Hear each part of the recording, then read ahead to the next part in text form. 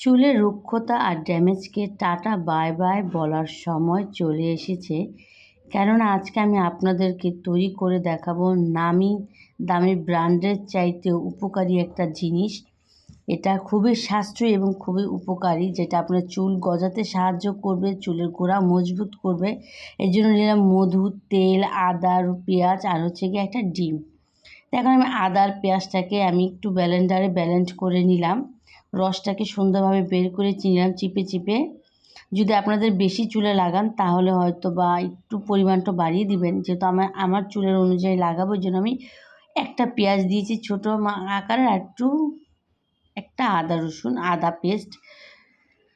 এখন দিয়ে দিলাম তেল। তেলটা হয়তো ভাবছেন ময়লা, কিন্তু না, তেলটা আমি হেয়ারটা প্যাক তৈরি করেছিলাম, হেয়ার অয়েল, তো সেইটারই দানা একটু দানাদার দেখা যাচ্ছে। আর দিয়ে দিলাম হচ্ছে মধু। মধু কিন্তু চুলের জন্য খুবই উপকারী, স্কিনের জন্য, চুলের জন্য। আর হেয়ার অয়েলের ভিডিওটা কিন্তু খুবই শীঘ্রই আপনাদের সঙ্গে আপলোড করব। আর এখন দিয়ে দিব হচ্ছে গিয়ে ডিম। আর ডিমের সাদা অংশের গুণাগুণের কথা নাই বলি, এটা সবারই জানা, কারো কাছেই অজানা নয়।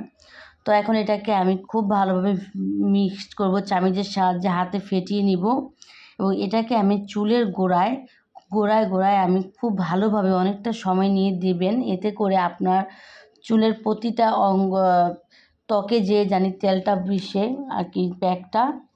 পরবর্তীতে আপনি 1 ঘন্টা রেখে তারপর শাওয়ার নিয়ে যে কোনো শ্যাম্পু দিয়ে আপনি ধুয়ে ফেলতে পারবেন। তখনই আপনি সপ্তাহে একবার হলেও এই প্যাকটা ইউজ করবেন। যেমনটা আমি উপকার পেয়েছি, কারণ আমি ইদানিং আমার খুবই হেয়ার ফল হচ্ছিলো, এবং এখন বাই বাই করে দিলাম হেয়ার ফলকে।